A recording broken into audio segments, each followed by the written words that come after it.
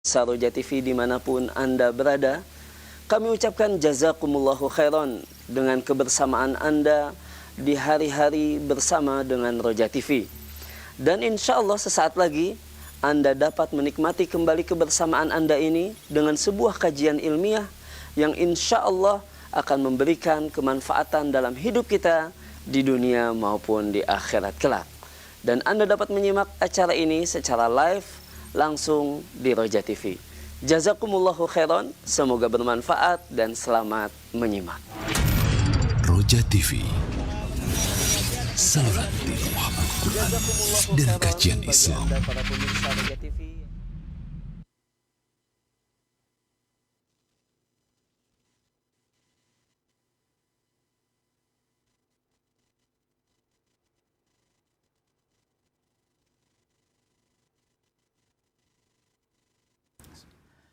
Assalamualaikum warahmatullahi wabarakatuh.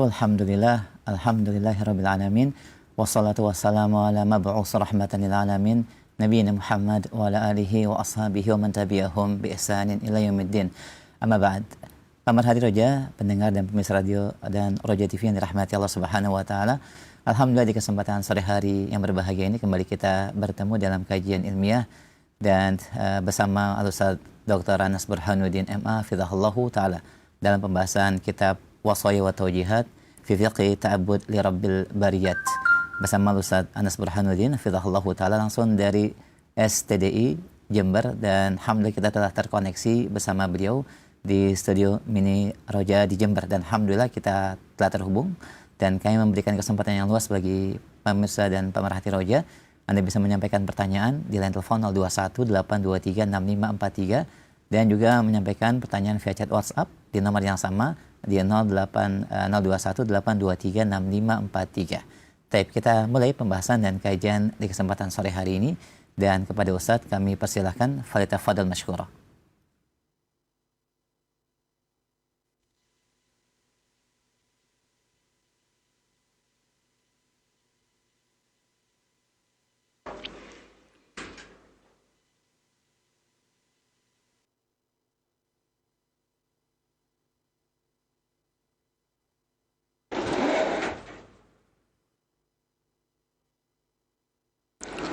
بسم الله الرحمن الرحيم إن الحمد لله نحمده ونستعينه ونستغفره ونعوذ بالله من شرور أنفسنا ومن سيئات أعمالنا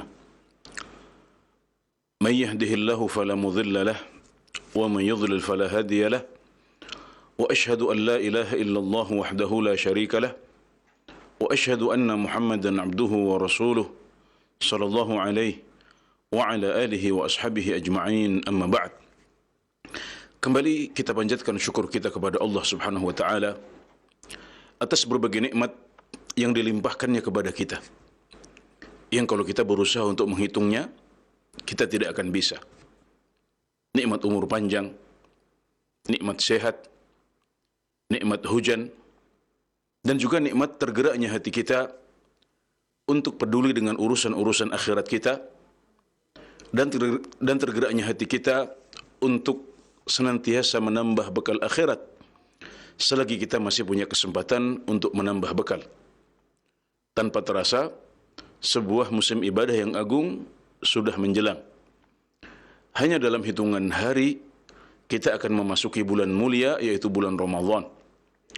Maka dengan menambah bekal, juga menambah bekal ilmu untuk menghadapi bulan Ramadan, kita berharap bisa diberikan taufik oleh Allah Subhanahu wa taala untuk bisa sampai ke bulan Ramadan dan mengisinya dengan baik, dengan berbagai amal soleh dan kebaikan. Dan sore hari ini masih bersama kajian kitab Wasaya wa Taujihat fi Fiqhi Ta'abbud li Rabbil Bariyat, wasiat-wasiat dan arahan seputar fikih beribadah kepada Allah yang merupakan Tuhan semua makhluk, karya Fadilatul Syekh Profesor Dr. Ibrahim bin Amir Ar-Ruhaili hafizahullahu taala. Dan ini adalah halaqah nomor ke-8, dan sebelumnya pada halaqah yang ke-7 telah kita kaji bersama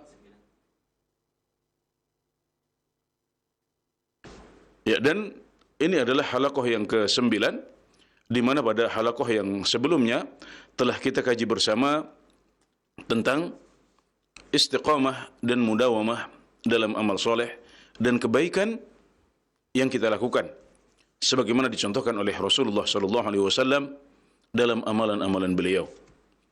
Dan salah satu contoh kecil praktiknya adalah ketika seseorang telah menjalani sebuah musim ibadah di mana dia sejenak menyingsingkan lengan dan menambah intensitas ibadahnya seperti di bulan Ramadan, maka setelah lepas dari bulan Ramadan dia berusaha untuk menjaga amalan-amalan dan kebaikan ini.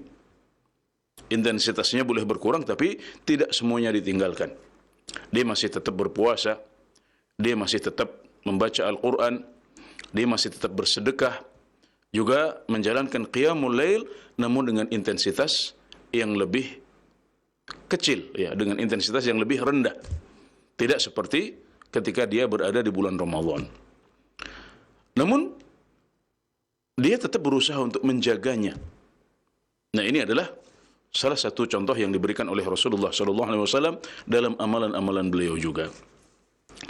Kali ini dalam halaqah yang ke-9 kita akan mengkaji bersama tentang renungan yang ke-9. Jadi kitab ini memang berisi tentang wasiat, arahan, fawaid, konsep dan teori serta renungan-renungan seputar ibadah kepada Allah Subhanahu wa taala yang merupakan tugas utama kita sebagai makhluk. Wa ma khalaqtul jinna wal insa illa liya'budun. Dan tidaklah aku ciptakan jin dan manusia kecuali agar mereka beribadah kepadaku. Maka renungan-renungan, wasiat, arahan, fawaid, konsep dan teori yang terkait dengan ibadah merupakan hal yang sangat bermanfaat untuk kita. Dan kali ini kita sudah sampai kepada renungan atau wasiat yang ke-8, yaitu tentang semangat seorang muslim untuk bisa terus bertambah baik setiap hari. Juga agar dia bisa terus naik dalam berbagai tingkatan ubudiyah kepada Allah Subhanahu wa taala. Jadi seorang muslim itu hendaknya berusaha untuk terus naik kelas. Berusaha untuk terus menjadi semakin baik setiap harinya. Hari ini lebih baik dari kemarin, esok lebih baik dari ini, esok lebih baik daripada hari ini, dan seterusnya. Dia terus berusaha untuk menapaki tingkatan-tingkatan ubudiyah dan pengabdian kepada Allah Subhanahu wa taala, bukan sebaliknya malah justru berkurang atau futur. Dan untuk bisa terus menapaki tingkatan-tingkatan ubudiyah kepada Allah Subhanahu wa taala dan selalu bertambah baik setiap harinya, maka seorang muslim perlu untuk memahami dua hal. Yang pertama adalah al-fiqhu bisyara', memahami agama Islam, memahami sunnah Rasulullah SAW, dan memahami berbagai amal saleh dan kebaikan yang diajarkan dan dicontohkan oleh Rasulullah SAW. Semakin banyak kita mengenal sunnah Nabi Muhammad SAW, kita akan punya semakin banyak pilihan untuk beramal. Ternyata masih ada dan masih banyak amal-amal soleh dan kebaikan yang diajarkan oleh Rasulullah SAW, namun kita belum mengetahuinya. Berupa ibadah-ibadah, amalan-amalan, atau zikir-zikir dan doa-doa yang sangat banyak diajarkan oleh Nabi Muhammad SAW, tapi sebagiannya kita masih belum tahu. Kemudian setelah kita mengetahui syariat Nabi Muhammad SAW dan sunnah beliau, hal yang kedua yang harus kita pahami dan ketahui adalah memahami kemampuan diri kita sendiri. Ma'rifatun nafs, mengenal dan memahami diri kita sendiri. Jadi untuk bisa semakin baik setiap harinya, kita harus punya dua hal ini. Memahami syariat, kemudian memahami diri kita sendiri. Maka kemudian setelah itu kita mendekatkan diri kepada Allah Subhanahu wa taala dengan memilih amalan-amalan yang ada yang telah dicontohkan oleh Rasulullah sallallahu alaihi wasallam dan disyariatkan oleh beliau, kemudian kita mengamalkan dan mengerjakannya sesuai dengan kemampuan kita. Karena kemampuan setiap orang itu berbeda-beda. Ada yang memiliki kemampuan bertahan yang luar biasa. Dia bisa puasa Daud. Sementara ada sebagian yang lain yang mampunya hanya puasa 3 hari dalam 1 bulan. Ada yang mampu untuk berpuasa Senin Kamis setiap pekannya. Sementara ada sebagian yang mampunya hanya puasa fardu, puasa wajib di bulan Ramadan saja. Ada sebagian orang yang mampu untuk qiyamul lail dengan rakaat-rakaat yang panjang, dengan jumlah rakaat yang banyak. Sementara ada sebagian orang yang tidak punya kemampuan itu, atau tidak memiliki semangat untuk melakukannya, tapi barangkali Allah Subhanahu wa taala bukakan untuknya ibadah-ibadah yang lain. Seperti misalnya membaca Al-Qur'an, atau bersedekah, atau membantu orang lain, atau ibadah-ibadah sosial. Nah, jadi kita harus mengetahui diri kita seperti apa, kemampuan kita seperti apa amal soleh yang Allah bukakan untuk kita, sehingga kita merasa sangat ringan untuk mengerjakan amal-amal soleh itu. Maka kemudian kita bisa menjadikannya sebagai amalan andalan kita. Dahulu di kalangan para sahabat disebutkan bahwasanya Abdullah bin Umar itu merasa kalau Allah membukakan untuk beliau pintu ibadah puasa. Sementara Abdullah bin Mas'ud lebih menyukai amalan-amalan seputar Al-Quran. Tilawah, tadabbur, mempelajari maknanya. Nah, beliau merasa inilah amal soleh yang Allah bukakan untuk beliau. Maka beliau menjadikan amalan tadabbur, kemudian tilawah, menghafal, ini sebagai amalan andalan beliau di sisi Allah Subhanahu wa taala.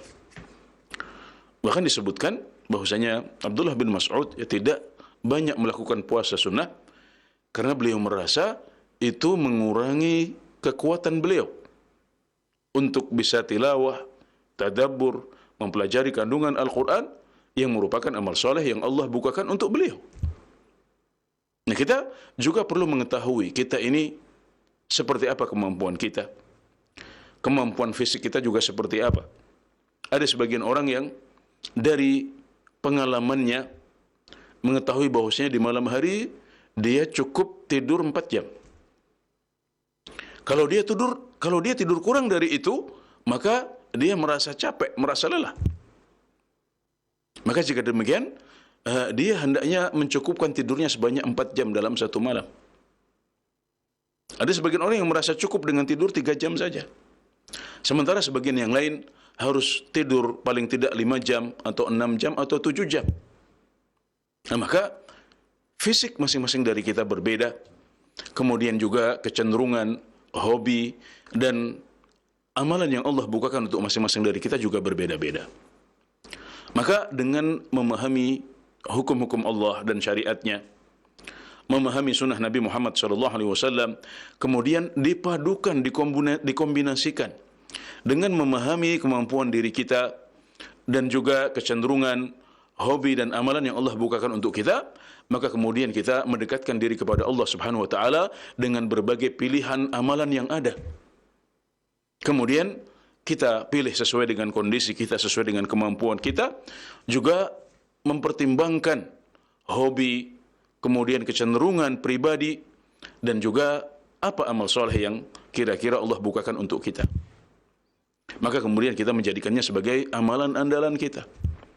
Meskipun kita juga tetap melakukan amalan-amalan yang lain yang barangkali kerajinan kita di sini, intensitas kita di situ tidak sebanyak yang kita lakukan dengan amalan-amalan yang kita lebih cenderung sukai, yang kemudian kita merasa, oh itu adalah amalan yang Allah bukakan untuk saya. Maka setelah kita mendekatkan diri kepada Allah Subhanahu wa taala dengan memilih amalan sesuai dengan kemampuan masing-masing, kemudian kita berusaha melatih diri. Kita berusaha melatih jiwa kita untuk terbiasa dengan amalan-amalan itu. Bisa jadi kadang-kadang terasa berat. Tapi kalau kita latih, kemudian kita menjadi terbiasa. Puasa, sunnah itu pada awalnya berat.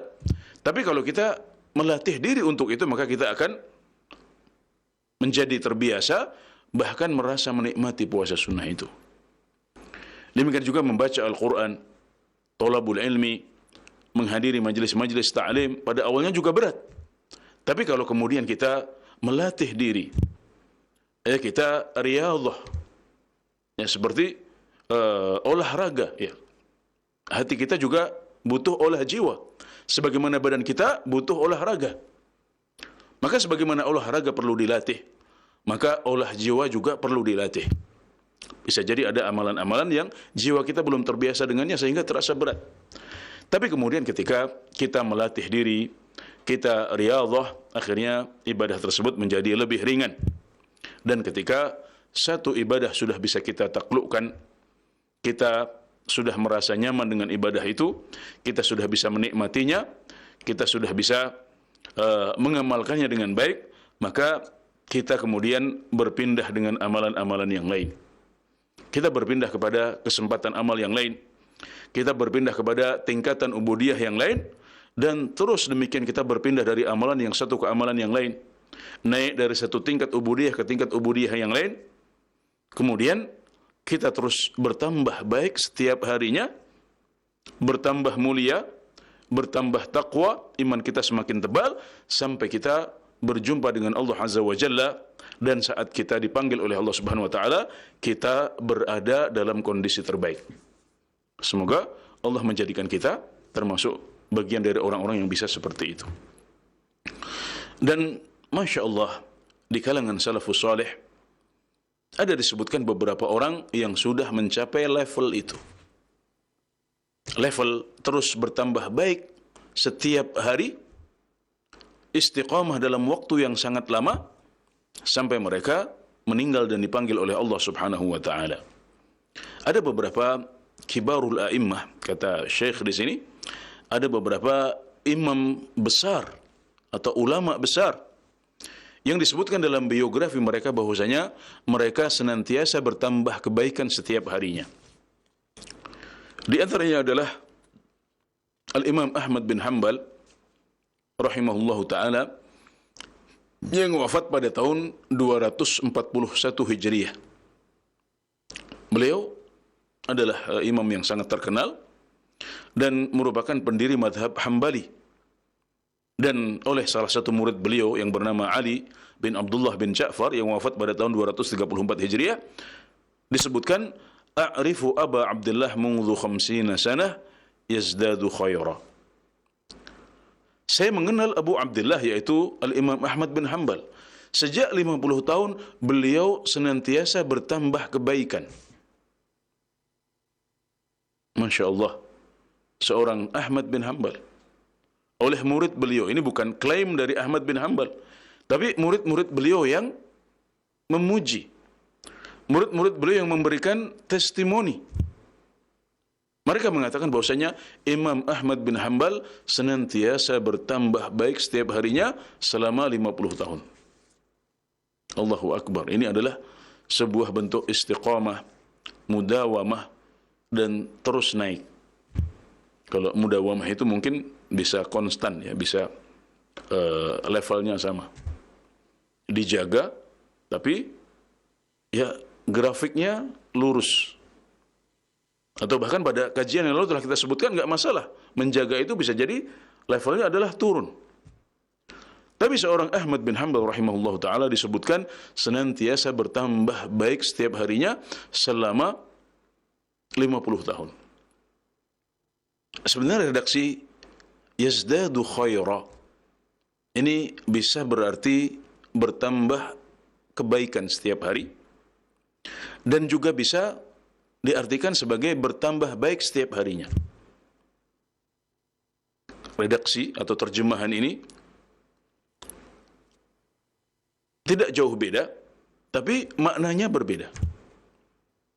Kalau kita katakan maksudnya adalah bertambah kebaikan setiap hari, maka ini tidak istimewa. Karena setiap muslim juga seperti itu. Setiap muslim pasti insya Allah ya, dia senantiasa bertambah kebaikan setiap hari. Dia paling tidak melakukan yang wajib-wajib. Dia pasti ada amal soleh yang dia lakukan dalam suatu hari. Maka pada umumnya umat Islam semuanya bertambah kebaikan setiap harinya. Tapi ini adalah sebuah pujian untuk seorang Ahmad bin Hanbal. Maka kemungkinan besar yang dimaksudkan adalah makna yang kedua, yaitu bahwasanya Imam Ahmad bin Hanbal senantiasa bertambah baik setiap harinya. Jadi bukan hanya bertambah kebaikan, tapi beliau terlihat bertambah baik setiap harinya. Nah, ini yang istimewa. Kalau orang bisa bertambah baik setiap hari selama 50 tahun, maka ini adalah sebuah manqabah, ini adalah sebuah fadilah, ini adalah sebuah keistimewaan yang tidak ada pada banyak orang. Banyak dari kita yang grafiknya naik turun. Ya. Tapi seorang Ahmad bin Hanbal dipuji bahwasanya beliau selalu bertambah baik setiap harinya. Nah, maka di sini muncul sebuah pertanyaan kritis. Apakah mungkin ada orang yang bisa seperti itu? Sementara kita tahu bahwasanya iman itu bertambah dan berkurang. Iman itu grafiknya naik turun. Bertambah dengan ketaatan dan ibadah, berkurang dengan maksiat dan dosa kepada Allah Subhanahu wa taala. Sementara setiap kita tidak lepas dari dosa dan maksiat. Jawabannya mungkin. Mungkin sekali seseorang bertambah baik setiap harinya. Karena meskipun dia kadang-kadang jatuh dalam kesalahan, kadang-kadang dia terpeleset, tapi dia punya amalan-amalan lain pada hari itu, di mana kalau dikalkulasi di akhir hari sebelum dia tidur, maka dia akan dapati bahwasanya hari itu dia sudah lebih baik daripada kemarin. Hari itu amalan dia lebih banyak daripada kemarin. Hari itu dosa dia lebih sedikit daripada kemarin. Sehingga ketika dikalkulasi, ketika muhasabah, dia mendapati dirinya lebih baik daripada kemarin, meskipun hari itu dia masih berdosa dan terpeleset dalam maksiat kepada Allah Subhanahu wa taala. Jadi ini adalah makna yang lebih tepat ya untuk disematkan kepada seorang Ahmad bin Hanbal. Beliau tidak hanya bertambah kebaikan setiap hari, karena hampir semua umat Islam juga bertambah kebaikan setiap hari. Tapi yang dimaksud adalah bahwasanya beliau betul-betul bertambah baik setiap hari, di mana dari hari ke hari beliau terus naik grafiknya. Ya, beliau terus menapaki tingkatan ubudiyah kepada Allah Subhanahu wa taala. Nah, maka Al-Imam Ahmad bin Hanbal adalah termasuk salah satu yang memiliki manqabah atau keistimewaan ini. Kemudian Al-Imam Ahmad bin Hanbal sendiri pernah memuji Abu Ubaid Al-Qasim bin Sallam rahimahullahu ta'ala yang wafat pada tahun 224 Hijriah. Jadi Ahmad bin Hanbal wafat tahun 241, sementara Abu Ubaid Al-Qasim bin Sallam wafat pada tahun 224 Hijriah. Beliau mengatakan, wa Abu Ubaid indana mimman yazdadu kulla yawmin khaira. Dan Abu Ubaid menurut kami termasuk orang yang selalu bertambah kebaikan setiap harinya. Nah, jadi ini juga kita pahami, kita tafsiri bahwasanya Abu Ubaid Al-Qasim bin Sallam tidak hanya bertambah amal dan kebaikan setiap hari, tapi beliau memang benar-benar bertambah baik setiap harinya. Allahu Akbar. Jadi ini adalah pujian dari Imam Ahmad bin Hanbal untuk Abu Ubaid Al-Qasim bin Sallam. Bahkan di sini ada redaksi yazdadu kulla yawmin khaira. Bukan dari tahun ke tahun semakin baik. Bukan hanya dari bulan ke bulan semakin baik. Bukan hanya dari pekan ke pekan semakin baik. Tapi kalau didetailkan ya dalam hitungan hari per hari, maka Abu Ubaid Al-Qasim bin Sallam juga selalu bertambah baik setiap harinya. Kemudian contoh yang lain adalah Amr bin Aun, ya, Amr bin Aun Al-Wasiti. Amr bin Aun Al-Wasiti yang wafat pada tahun 225 Hijriah. Yazid bin Harun rahimahullahu taala memuji Amr bin Aun Al-Wasiti dengan perkataan beliau, kana Amr bin Aun mimman yazdadu kulla yawmin khaira. Dahulu Amr bin Aun al-Wasiti rahimahullahu ta'ala adalah termasuk orang yang selalu bertambah kebaikan setiap harinya. Jadi dengan redaksi yang sangat mirip yang diberikan oleh Al-Imam Ahmad bin Hanbal ketika memuji Abu Ubaid al-Qasim bin Sallam.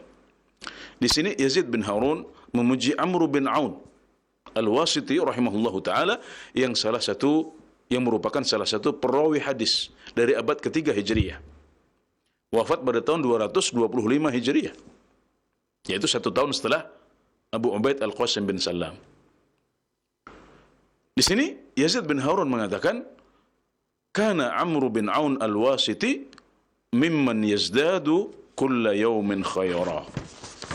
Dahulu Amr bin Aun al-Wasiti merupakan orang atau merupakan bagian atau termasuk orang yang senantiasa bertambah baik setiap harinya.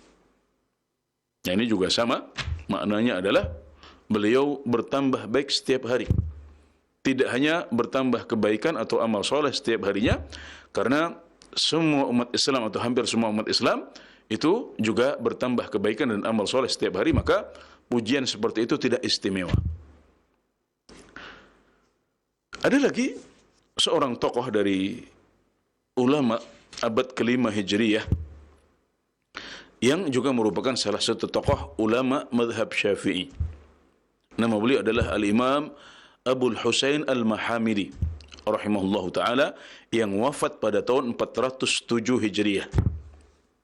Nah, Al-Imam Ad-Daruqutni rahimahullahu ta'ala menyebutkan bahwasanya Abul Husain Al-Mahamili rahimahullahu ta'ala ini hafizul Qur'an wal fara'id. Beliau hafal Al-Quran dan juga menguasai faraid, yaitu ilmu pembagian warisan dalam Islam. Wa darasal madhab, ya, beliau juga mempelajari madhab Syafi'i. Madhab di sini maksudnya adalah madhab Syafi'i. Wa kadzabal hadis, Al-Mahamili juga menulis hadis. Kemudian di akhir pujian beliau mengatakan, wa huwa mimman yazdadu kulla yawmin khaira. Dan Abul Husain Al-Mahamili rahimahullahu ta'ala juga termasuk orang yang senantiasa bertambah kebaikan setiap hari. Jadi Masya Allah ada beberapa orang, ya, tokoh-tokoh besar dalam Islam, para kibarul a'immah, para imam besar yang diberikan dalam yang disebutkan dalam biografi mereka bahwasanya mereka selalu bertambah kebaikan setiap hari. Ada Ahmad bin Hanbal, ada Abu Ubaid al-Qasim bin Sallam, ada Amr bin Aun, ada Abul Husain Al-Mahamili rahmatullahi alal jami'. Semoga Allah merahmati mereka semuanya. Allah sebutkan bahwasanya bukan Allah sebutkan, tapi maksud saya adalah bahwasanya murid-murid mereka, orang-orang di sekitar mereka menyebutkan bahwasanya mereka itu selalu bertambah kebaikan setiap harinya. Dan maksudnya bukan hanya bertambah kebaikan atau bertambah amal soleh setiap hari, tapi yang dimaksud adalah mereka benar-benar bertambah baik setiap harinya. Artinya mereka terus menapaki tingkat-tingkat ubudiyah. Mereka terus menapaki tingkatan-tingkatan ubudiyah. Mereka terus menapaki tingkatan-tingkatan pengabdian kepada Allah Subhanahu wa taala. Dan mereka terus naik, iman mereka terus bertambah, takwa mereka semakin tebal hingga mereka berjumpa dengan Allah Subhanahu wa taala dan diwafatkan oleh Allah Subhanahu wa taala dalam kondisi terbaik. Nah, ini adalah kondisi yang hendaknya kita semuanya iri. Kita semuanya berharap untuk bisa meniru para imam ini, atau jika itu berat maka kita berusaha untuk tasyabbuh dengan mereka. Mendekati pun berat, tapi paling tidak kita tasyabbuh, terinspirasi, ya, berusaha juga untuk terus bertambah baik setiap hari. Ya, bertambah kebaikan setiap hari itu pasti. Kita bisa insyaallah bertambah kebaikan setiap hari. Ya, kalau kita melakukan amal-amal yang wajib saja, maka kita layak disebut bertambah kebaikan setiap hari. bertambah amal soleh setiap hari. Tapi apakah kita bertambah baik setiap hari? Ini yang sulit. Ini yang sudah diwujudkan oleh para imam yang tadi, tapi sangat sulit bagi kita untuk mewujudkannya. Mendekati juga sulit. Tapi kita bisa tasyabbuh, kita mencintai mereka. Kita tasyabbuh dengan mereka, dan dengan begitu kita berharap kita bisa dibangkitkan dan dikumpulkan bersama orang-orang soleh ini. Nah, kemudian di pembahasan yang merupakan renungan yang ke-9 ini, Fadilatul Syekh Ibrahim bin Amir Ar-Ruhaili hafizahullah ta'ala menyebutkan sebuah faedah penting berupa teori atau konsep tentang al-ubudiyah al-mutlaqah, penghambaan yang mutlak kepada Allah Subhanahu wa taala, atau pengabdian mutlak kepada Allah Subhanahu wa taala, atau disebut juga sebagai konsep hamba Allah yang bebas merdeka. Dan beliau menukilkan konsep atau teori ini dari Ibnul Qayyim rahimahullahu taala dalam kitab Madarijus Salikin. Ibnul Qayyim rahimahullahu taala menjelaskan dengan mengatakan, wa sahibut ta'abbudil mutlaq laysa lahu gharadun fi ta'abbudin bi'ainihi yu'thiruhu ala ghairihi bal gharaduhu tatabbu'u mardatillahi ta'ala ayna kanat famadaru ta'abbudihi 'alaiha. Jadi konsep atau teori hamba Allah yang bebas merdeka atau al-'abdul mutlaq atau at-ta'abbud al-mutlaq atau al-'ubudiyah al-mutlaqah ini terbangun di atas 3 prinsip. Yang pertama adalah bahwasanya seorang hamba Allah yang bebas dan merdeka tidak terikat dengan satu amalan tertentu. Meskipun dia sadar bahwasanya Allah bukakan untuknya satu pintu amalan yang kemudian menjadi amalan favorit dan amalan dan menjadi amalan favorit serta amalan andalan dia, tapi dia tidak terikat dengan satu amalan itu. Dia tidak terikat dengan satu ibadah itu. Tapi tujuannya adalah dia mencari amalan mana yang berpeluang untuk memberikan pahala terbaik dan ridha Allah yang paling besar untuk dirinya pada suatu kesempatan. Jadi dia tidak terikat dengan satu ibadah tertentu yang dia dahulukan atau dia utamakan di atas ibadah yang lain. Tapi tujuannya adalah mengejar ridha Allah Subhanahu wa taala dimanapun ridha Allah berada, dan mengejar amal soleh yang paling berpeluang, amal soleh yang paling berpeluang untuk memberikan pahala terbaik dan pahala terbesar untuknya. Famadaru ta'abbudihi 'alaiha, maka dia menjadikan ini sebagai prinsip. Jadi tidak terikat dengan satu amalan tertentu, tapi dia terbuka dengan semua amalan. Dia akan lakukan amalan manapun, dan yang dijadikan patokan adalah amalan yang paling berpeluang untuk memberikan ridha Allah yang paling besar dan mendatangkan pahala yang paling banyak.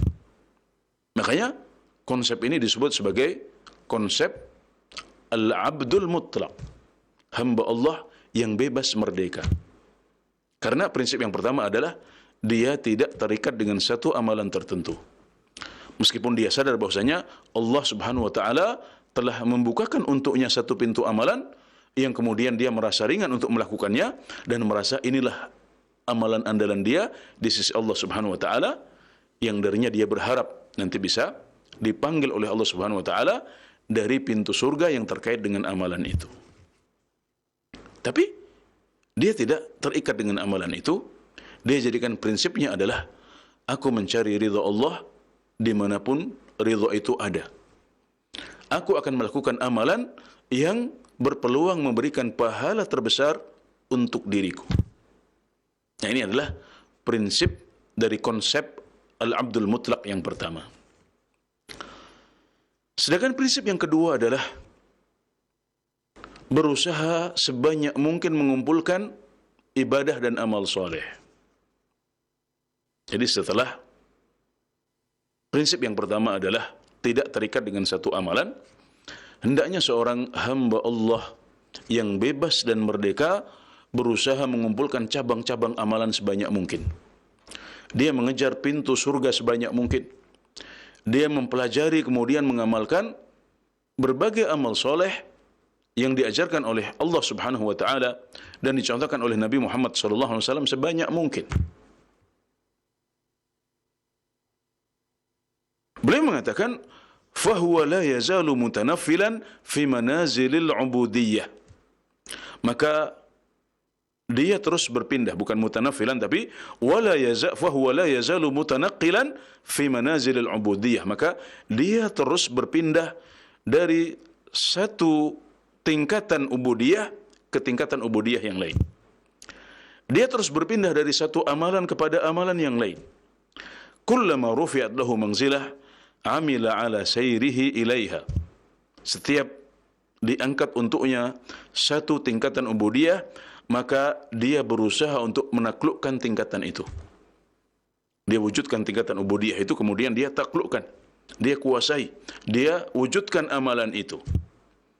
Washtaghala biha hatta taluha lahu manzilatun ukhra. Maka dia terus menyibukkan diri dengan ibadah dan tingkatan ubudiyah itu sampai Allah bukakan untuknya pintu amalan yang lain dan tingkatan ubudiyah yang lain. Jadi dia terus beramal soleh. Ketika satu amal soleh sudah dia lakukan, dia menyibukkan diri dengan amal soleh itu sampai Allah bukakan pintu amal yang lain. Ketika Allah tunjukkan dan bukakan untuknya satu tingkatan ubudiyah, maka dia berusaha untuk menaklukkan tingkatan ubudiyah itu dan menyibukkan diri dengannya sampai Allah bukakan untuknya tingkatan ubudiyah yang lain. Fahadha da'buhu fis sayr, dan ini menjadi prinsipnya, dia terus begitu. Mengumpulkan sebanyak mungkin amalan, kemudian dia berusaha untuk menjaganya. Dia menyibukkan diri dengan amalan-amalan itu sampai Allah membukakan untuknya pintu amalan yang lain. Maka kata beliau, dia terus berjalan seperti itu sampai perjalanannya selesai. Karena setiap hamba Allah itu sedang berjalan menuju Allah Subhanahu wa taala. Kalau kita terus menyibukkan diri dengan kebaikan-kebaikan, dengan amal saleh, ya setiap Allah bukakan untuk kita pintu amal, kita masuk. Allah tunjukkan untuk kita tingkatan ubudiyah, kita kejar, kita titi, kita taklukkan. Terus seperti itu sampai perjalanan kita berhenti, yaitu ketika kita dipanggil oleh Allah Subhanahu wa taala, maka disitulah kita bisa mencapai kondisi husnul khatimah. Saat dipanggil oleh Allah Subhanahu wa taala, kita berada dalam kondisi terbaik.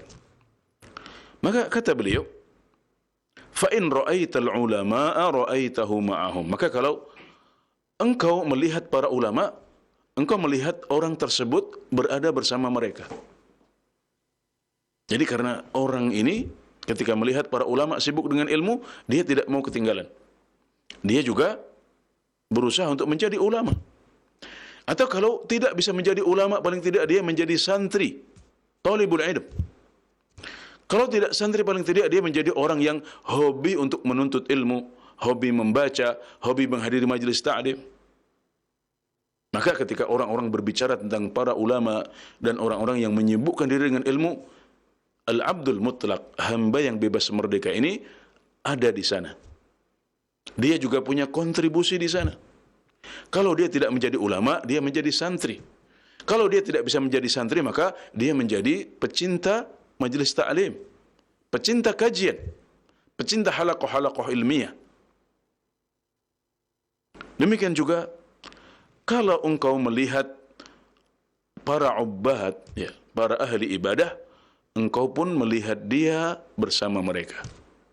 Jadi ketika orang-orang berbicara tentang ubbat, tentang ahli ibadah, maka hamba Allah yang bebas merdeka ini juga ada di saf mereka. Dia juga punya kontribusi dalam ta'abbud, dalam ibadah kepada Allah Subhanahu wa taala berupa i'tikaf di 10 terakhir bulan Ramadan, atau juga i'tikaf di hari-hari yang lain. Dia punya kontribusi dalam ta'abbud atau menjadi abid, menjadi ubbad. Demikian juga kalau engkau melihat para mujahidin, engkau melihat dia bersama mereka.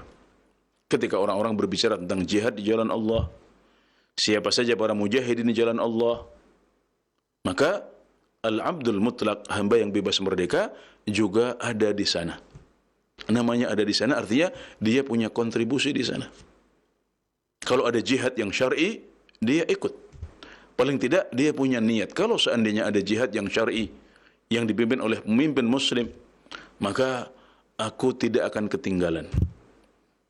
Maka meskipun dia tidak pernah hadir di medan tempur, karena dia punya niat, dia sudah punya tahdits bahwasanya dia akan berjihad jika saatnya tiba.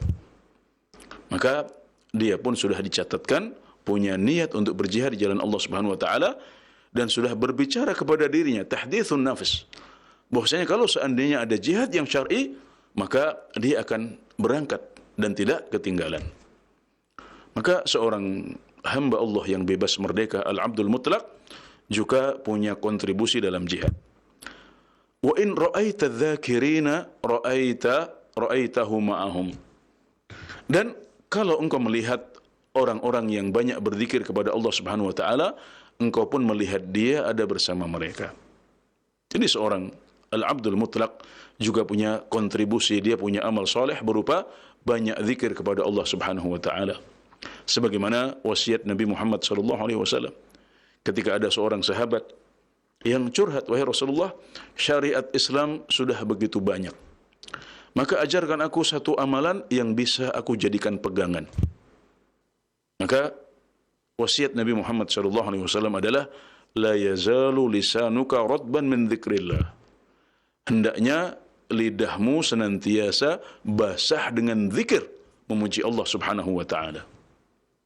Jadi zikir tidak hanya setelah salat, tidak hanya zikir pagi dan sore, tidak hanya zikir sebelum tidur, tapi juga zikir dalam waktu-waktu kita yang lain. Sambil mengemudi bisa berzikir. Sambil mengerjakan pekerjaan sawah bisa kita lakukan dengan berzikir. Ya, sambil kita melakukan pekerjaan yang tidak butuh konsentrasi, yang bisa kita sambi, yang bisa kita kerjakan bersama, maka bersama pekerjaan itu kita bisa terus mengucapkan subhanallah, alhamdulillah, Allahu akbar, la ilaha illallah, subhanallah wa bihamdi, subhanallahil azim. Kita baca ayat kursi, kita baca qul huwallahu ahad, kita baca qul a'udzu birabbil falaq, kita baca qul a'udzu birabbin nas, kita baca akhir surat Al-Baqarah, kita baca surat Al-Fatihah, dan zikir-zikir yang lain, sehingga lidah kita senantiasa basah dengan zikir memuji Allah Subhanahu wa taala. Wa in ra'aital mutasaddiqina ra'aitahu ma'ahum. Dan kalau engkau melihat para ahli sedekah, engkau pun melihat dia ada bersama mereka. Jadi bukan hanya ibadah-ibadah individu, ibadah sosial pun dia juga punya kontribusi di situ. Wa in ra'aita arbabal jam'iyyati wa 'uqufal qalbi 'ala Allah ra'aitahu ma'ahum. Dan kalau engkau melihat arbabul jum'iyah, maksudnya orang-orang yang fokus pada ibadah, orang-orang yang menazarkan dirinya untuk fokus pada ibadah kepada Allah Subhanahu wa taala, seperti para sahabat Ahlus Suffah pada zaman Nabi Muhammad sallallahu alaihi wasallam, maka engkau pun melihat dia ada bersama mereka. Dia juga punya kontribusi untuk fokus ibadah kepada Allah Subhanahu wa taala. Jadi seorang hamba Allah yang mutlak, hamba Allah yang bebas merdeka, mengumpulkan sebanyak mungkin cabang-cabang amalan. Dan ini dengan sangat tegas diisyaratkan oleh sebuah hadis riwayat Muslim, bahwasanya suatu ketika Rasulullah sallallahu alaihi wasallam bertanya kepada para sahabat. Beliau mengatakan, ayyukum asbahal yawma sha'iman? Siapa yang hari ini berpuasa? Maka Abu Bakar As-Siddiq radhiyallahu anhu mengangkat tangan dengan mengatakan, ana ya Rasulullah, saya wahai Rasulullah. Siapa yang hari ini sudah memberi makan kepada orang miskin? Lagi-lagi Abu Bakar As-Siddiq mengatakan, ana ya Rasulullah, saya wahai Rasulullah. Pertanyaan yang ketiga, siapa yang hari ini sudah mengantar, siapa yang hari ini sudah menjenguk orang sakit? Maka Abu Bakar lagi-lagi mengatakan, ana ya Rasulullah. Pertanyaan yang keempat dan terakhir, siapa yang hari ini sudah mengantar jenazah? Maka lagi-lagi Abu Bakar As-Siddiq mengatakan, ana ya Rasulullah, saya wahai Rasulullah. Maka kemudian Nabi Muhammad SAW mengatakan, majtama'na fi mu'minin illa dakhalal jannah. Tidaklah 4 amalan ini terkumpul pada seorang muslim, maksudnya dalam satu hari, kecuali dia akan masuk surga. Allahu Akbar. Paket ya. Amalan yang kalau terkumpul dalam satu hari, maka pelakunya akan masuk surga sebagaimana dijanjikan oleh Rasulullah SAW. Dan Abu Bakar adalah sahibul himmatil aliyah, pemilik himmah yang sangat tinggi. Beliau berusaha untuk menjadi seorang hamba Allah yang mutlak, al-abdul mutlak. Maka beliau kumpulkan berbagai cabang amal soleh. Dan kalau kita perhatikan, dari 4 amal soleh yang disebutkan dalam hadis riwayat Muslim ini, yang 3 adalah ibadah sosial. Yang 1 adalah ibadah individu. Ibadah yang pertama yaitu puasa adalah ibadah individu.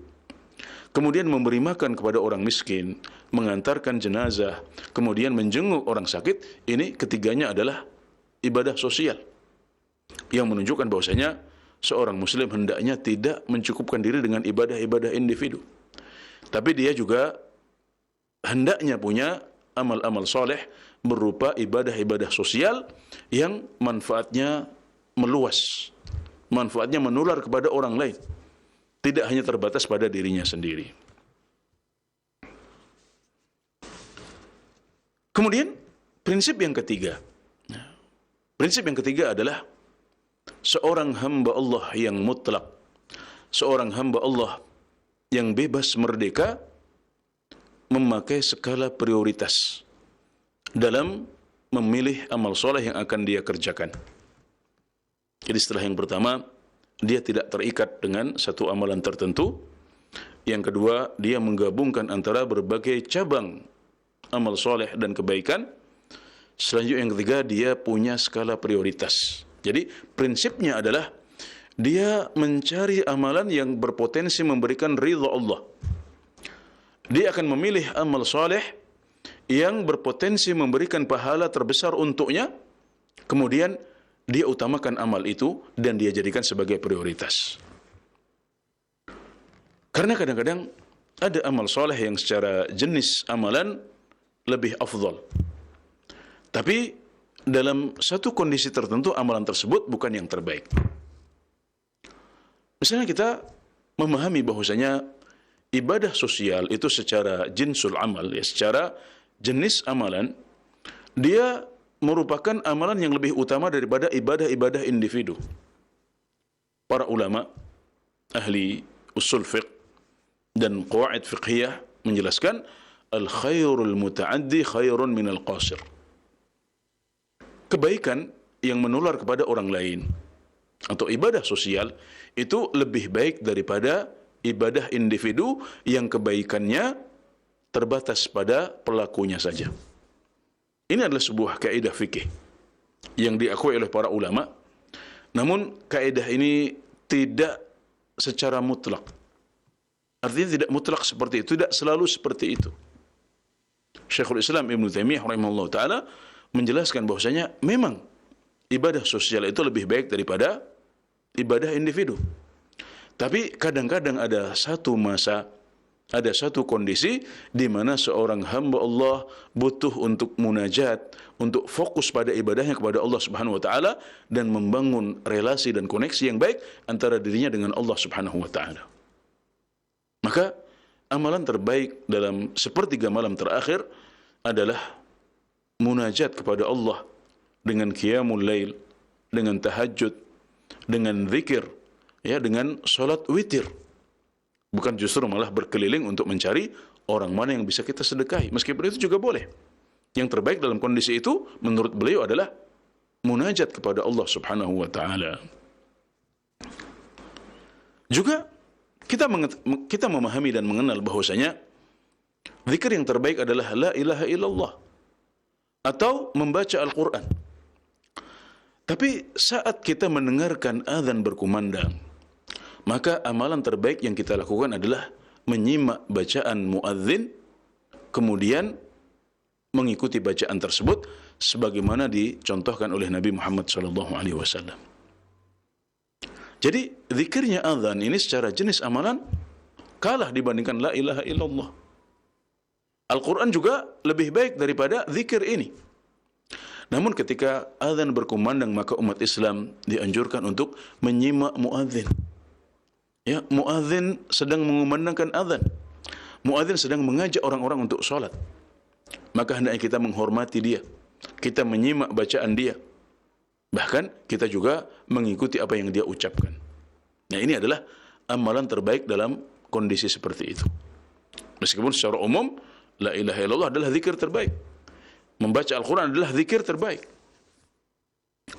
Demikian juga ketika seorang khatib sedang menyampaikan khutbahnya, atau seorang ustadz sedang menyampaikan ceramahnya, atau seorang dosen sedang menyampaikan kuliahnya, maka amalan terbaik dalam kondisi itu bukan sibuk membaca Al-Quran sendiri, tapi menghormati khatib atau dosen atau ustadz tersebut.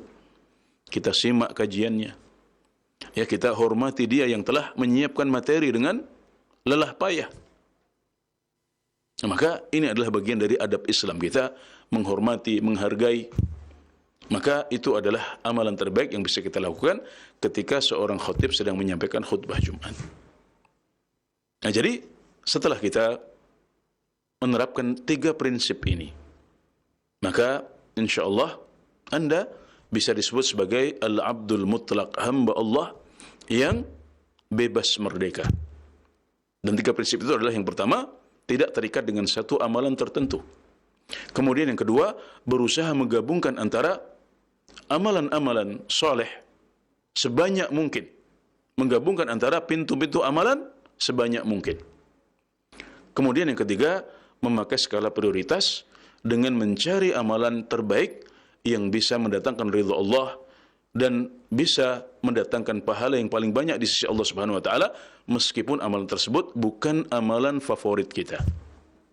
Nah, maka inilah 3 prinsip al-abdul mutlaq atau al-ubudiyah al-mutlaqah atau at-ta'abbud al-mutlaq, yang artinya hamba Allah yang bebas dan merdeka, yang dipopulerkan oleh Ibnu Qayyim rahimahullahu taala dalam Madarijus Salikin. Dan di akhir penjelasan beliau mengatakan, fahadha huwa al-abdul mutlaq. Yang demikian ini adalah hamba Allah yang bebas merdeka. Atau bisa kita terjemahkan juga hamba Allah yang sempurna. Mutlak itu bisa berarti sempurna. Bisa berarti juga bebas merdeka. Baik, para hadirin yang dirahmati Allah Subhanahu wa taala, barangkali ini yang bisa kami sampaikan pada kesempatan kali ini.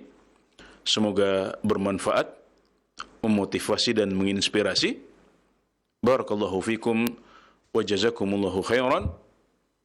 Wa akhiru da'wana anil hamdulillahi rabbil alamin. Wallahu ta'ala a'lam. Alhamdulillah, jazakallah khair, kami sampaikan kepada Ustaz Anas Burhanuddin hafizahullah ta'ala yang telah memberikan faedah yang sangat bermanfaat dan penjelasan yang begitu sangat komplit berkaitan dengan pembahasan sore hari ini. Kita berikan kesempatan ikhwah fillah pemirsa Roja TV, bagi Anda yang ingin bertanya, kami berikan kesempatan di line telepon 021-823-6543 dan pertanyaan pesan chat WhatsApp di nomor yang sama di 021-823-6543. Dan kami berikan kesempatan via telepon, silakan satu penelpon dan chat WhatsApp. Kami angkat dari chat WhatsApp terlebih dahulu, Ustaz. Assalamualaikum warahmatullahi wabarakatuh. Ustaz, mohon nasihatnya, apa yang terbaik bagi seorang muslim dan muslimah untuk mempersiapkan diri dalam menyambut datangnya bulan yang mulia dan bulan Ramadan, melihat banyak kelalaian dan ketidakistiqomahan di dalam menjalankan ibadah selama 11 bulan ke belakang. Mohon nasihatnya, jazakallah khairah. Silakan Ustaz.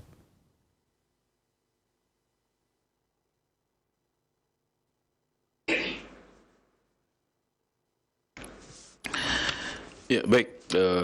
Tanpa terasa kita sudah menapaki pekan terakhir dari bulan Sya'ban. Artinya dalam hitungan hari kita akan memasuki bulan Ramadan yang merupakan salah satu musim ibadah paling utama sepanjang tahun. Maka untuk bisa menyambut bulan Ramadan dengan baik, maka kita perlu persiapan. Kita perlu pemanasan. Sebagaimana Nabi Muhammad SAW juga menyiapkan diri untuk menyambut bulan Ramadan. Bulan Sya'ban adalah bulan di mana beliau paling banyak berpuasa di luar bulan Ramadan. Ini menunjukkan bahwasanya ini adalah persiapan, pemanasan, agar ketika Ramadan tiba, kita bisa langsung berpacu dari awal bulan. Karena kalau kita sudah persiapan, maka mesin ibadah kita sudah panas. Ya, ibarat mesin ibadah kita sudah panas dengan pemanasan ini. Atau paling tidak sudah hangat. Sehingga kita bisa langsung berpacu dari awal bulan Ramadan. Jangan sampai ketika awal bulan Ramadan kita masih tertatih-tatih. Belum terbiasa dengan tarawih, belum terbiasa dengan puasa, belum terbiasa dengan membaca Al-Quran yang banyak. Nah, itu akan membuat kita tertatih-tatih karena kita tidak terbiasa. Abu Bakar Al-Balkhi rahimahullah ta'ala mengatakan, Syahrul Rajab, syahrun lizzara'. Bulan Rajab adalah bulan untuk menanam. Wa syahru Sya'ban, syahrun lisaqi zara'. Bulan Sya'ban adalah waktunya untuk mengairi tanaman. Wa syahru Ramadan, syahrun lihasadiz zara'. Sedangkan bulan Ramadan adalah waktunya untuk panen. Nah, ini menunjukkan betapa tingginya orientasi ibadah para salafus saleh. Jadi hendaknya kita juga demikian. Kalau kita masih belum punya persiapan, maka kita masih ada punya beberapa hari untuk menyiapkan diri. Maka hendaknya kita memperbaiki diri kita, ya, memulai dengan mengurangi maksiat kepada Allah Subhanahu wa taala, juga bertaubat kepada Allah agar jangan sampai kesalahan-kesalahan kita dan dosa-dosa kita menghalangi kita untuk bisa sampai ke bulan Ramadan, atau menghalangi kita untuk bisa beribadah dengan baik di bulan Ramadan. Karena dosa dan maksiat itu punya syu'am, ya, punya dampak buruk pada kehidupan dunia dan akhirat kita. Kemudian kita menyiapkan diri dengan melatih diri dengan berbagai ibadah. Kita perbaiki solat jamaah kita, kita perbanyak solat sunnah kita, kita mulai tambah wirid atau bacaan Al-Quran harian kita. Kemudian kita juga lebih menggiatkan zikir pagi, zikir sore, zikir setelah solat, dan zikir-zikir yang lain. Dan juga hendaknya kita berdoa kepada Allah Subhanahu wa taala agar bisa sampai ke bulan Ramadan dan diberikan taufik untuk bisa mengisinya dengan berbagai amal soleh dan kebaikan. Nah, di antara hal yang bisa kita lakukan dalam menyambut bulan Ramadan adalah bergembira, ya, bergembira dengan datangnya bulan Ramadan. Kenapa bergembira? Karena kita sebagai seorang muslim, kita menyadari bahwasanya ibadah adalah tugas utama kita. Tapi sering sekali kita lalai. Tadi disebutkan dalam pertanyaan bahwasanya kita lebih sering lalai. Dalam 11 bulan ini kita banyak lalai. Maka hal yang bisa mengobati itu semuanya adalah bergembira dengan masuknya bulan Ramadan. Kenapa kita bergembira? Karena kita akan didorong, kita akan termotivasi untuk kembali rajin beribadah paling tidak selama bulan Ramadan ini. Kondisinya akan mendukung. Orang-orang di sekitar kita banyak beribadah kepada Allah, maka kita ikut terdorong. Maka selayaknya seorang muslim bergembira ketika mendekati bulan Ramadan. Karenanya Rasulullah SAW dahulu beliau memberikan kabar gembira kepada para sahabat dengan mendekatnya bulan Ramadan. Karena Rasulullah SAW yubashiru ashabahu bidukhuli syahri Ramadan. Allah Subhanahu wa taala, Nabi Muhammad SAW dahulu memberikan kabar gembira kepada para sahabat dengan masuknya bulan Ramadan. Maka kita harus gembira sebagaimana Nabi SAW bergembira, sebagaimana para sahabat, orang-orang yang beriman, kaum mukminin terbaik, ya, teladannya kaum mukminin, mereka juga bergembira dengan masuknya bulan Ramadan. Dengan begitu, ini adalah amal soleh. Gembira ini amalan hati. Ramadan belum masuk, tapi dengan bergembira kita sudah dapat pahala sebelum Ramadan datang. Kemudian juga kita bisa mendapatkan pahala yang lain berupa amalan hati, yaitu dengan mengagungkan bulan ini. Allah Subhanahu wa taala berfirman, "Wa may yu'azzim sya'airallah fa innaha min taqwal qulub." Barang siapa yang mengagungkan syiar-syiar Allah, maka itu adalah bagian dari ketakwaan hati. Dan bulan Ramadan adalah salah satu syiar Allah.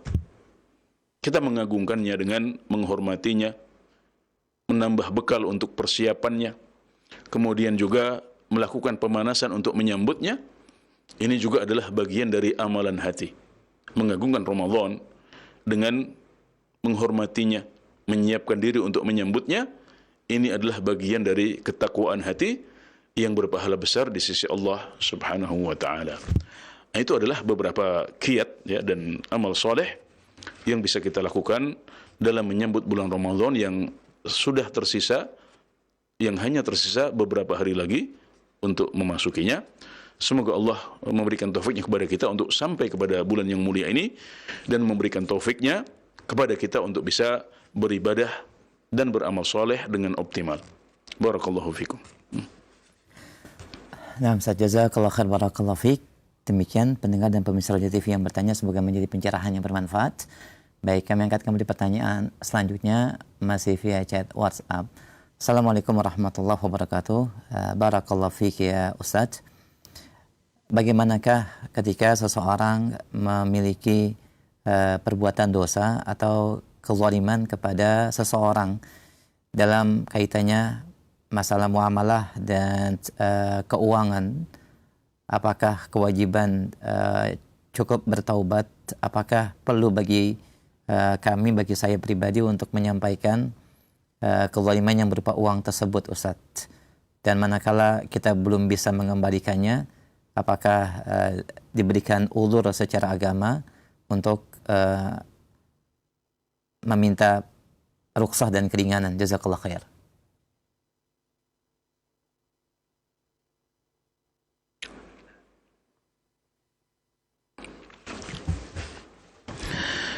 Baik, kezaliman kepada orang lain atau kezaliman dalam hak orang lain adalah salah satu dosa yang besar. Ya.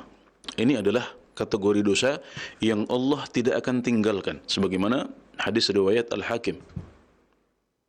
Jadi jangan sampai kita melakukan dosa berupa kezaliman kepada orang lain atau melanggar hak orang lain, baik itu harta, ya, jiwa, atau kehormatannya. Karena kesalahan dan dosa tersebut tidak akan ditinggalkan oleh Allah Subhanahu wa taala. Ini termasuk diwan la yatrukullahu minhu syai'a. Catatan kezaliman yang Allah tidak akan tinggalkan sama sekali. Allah akan mengejarnya. Allah akan meminta kita untuk bertanggung jawab. Maka kalau sampai kita pernah menzalimi orang lain, hendaknya kita segera menghalalkannya, sebagaimana sabda Nabi Muhammad SAW, "Man kana li akhihi madhlamatun falyatahallalhu minhu al-yawm qabla an ya'tiya yawmun laysa fihi dinarun wala dirham." Barang siapa yang punya kezaliman kepada salah satu saudaranya, hendaklah dia meminta untuk dihalalkannya hari ini, sebelum datang hari di mana tidak bermanfaat lagi dinar atau dirham. Nah, ini adalah sebuah nasihat yang sangat penting dari Rasulullah SAW. Minta dihalalkan hari ini, jangan diundur-undur. Maka kalau kita punya tanggungan berupa utang atau yang lainnya, kita kalau belum bisa membayarnya, maka jangan menghindar. Tapi komunikasikan dengan baik, minta maaf. Mohon maaf, saya sudah berusaha, tapi hari ini belum ada. Jadi harus berusaha. Saat kita meminjam, niat kita adalah mengembalikan. Kalau kita meminjam dengan niat mengembalikan, maka Allah akan bantu kita. Sebagaimana disebutkan dalam hadis sahih. Ya, Allah akan bantu kita. Kemudian kalau ternyata sudah jatuh tempo, kita belum bisa membayar, sampaikan baik-baik. Saya belum bisa, mohon maaf, insya Allah saya minta tambahan tempo. Nah, ini akan memberikan kelegaan kepada kawan yang sudah membantu kita. Dia sudah membantu kita loh. Masa mau kita kecewakan, mau kita persulit komunikasi, atau bahkan mau kita marahi, ya, karena kita tersinggung, ditagih. Tidak, kita sampaikan komunikasi. Kita dahulu yang harus minta maaf. Dan kalau memang kita sudah berusaha tapi belum mampu membayar, maka wajib bagi si pemberi pinjaman untuk memberikan tambahan tempo. Wa in kana dzu usratin fanadhiratun ila maisarah. Ya, dan kalau ada orang yang kesulitan untuk membayar hutangnya, hendaklah ditunggu sampai Allah memudahkannya untuk membayar. Ini perintah dari Allah Subhanahu wa taala. Jadi Anda yang meminjamkan uang kepada orang lain, Anda dari awal boleh tidak meminjamkan. Kalau Anda tidak percaya, Anda boleh untuk tidak meminjamkan.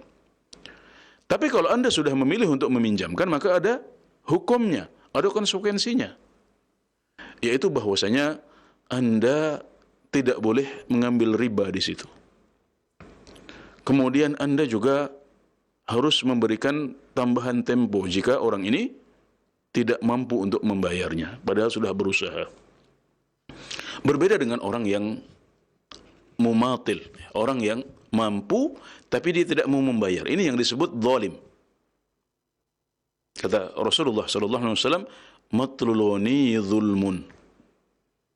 Ya, mangkirnya atau ngemplangnya seseorang yang kaya dan mampu itu adalah kezaliman.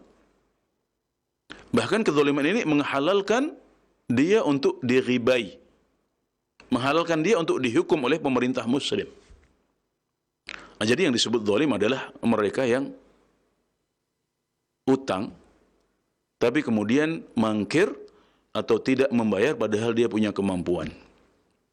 Adapun yang sudah berusaha tapi dia belum mampu untuk membayar pada waktu yang sudah disepakati, maka dia punya uzur, ya, dan dia boleh minta keringanan kepada saudaranya, dan hendaknya membangun komunikasi yang baik, dan dia yang berinisiatif untuk melakukan permintaan maaf dan juga meminta tambahan tempo, ya, sehingga si pemberi utang ini nggak merasa dikecewakan, tidak merasa dibiarkan, hanya diam-diam saja, nggak ada komunikasi.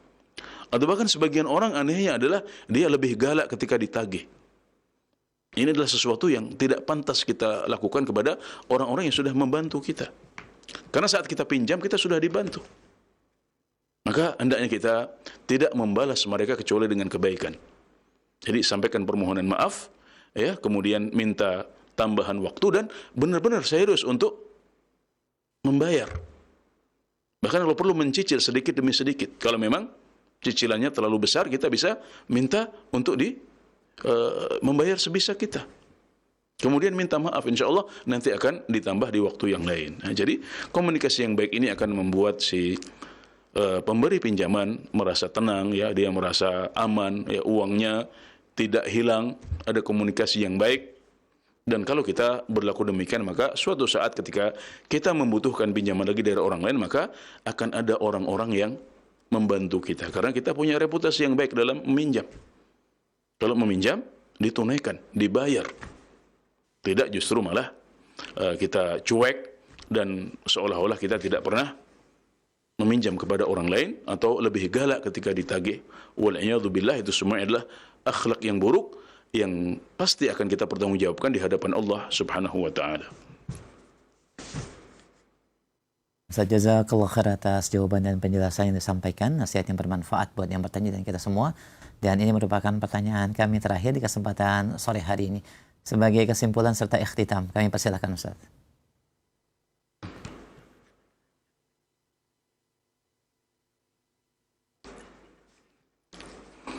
Ya, baik para hadirin yang dirahmati Allah Subhanahu wa taala, para pemirsa dan pendengar. Hari ini kita mempelajari bersama renungan yang ke-9 dalam kitab yang kita pelajari. Dan dalam renungan yang ke-9 ini kita mempelajari dua hal. Yang pertama, bahwasanya hendaknya seorang muslim berusaha untuk bertambah baik setiap harinya. Sebagaimana yang dicontohkan oleh Al-Imam Ahmad bin Hanbal, Abu Ubaid Al-Qasim bin Salam, Amr bin Aun Al-Wasiti, dan Abu Husain Al-Mahamili rahimahumullahu ta'ala. Kemudian yang kedua, kita mempelajari tentang konsep atau teori Al-Abdul Mutlaq, hamba Allah yang bebas merdeka, yang bisa diringkas dalam 3 poin.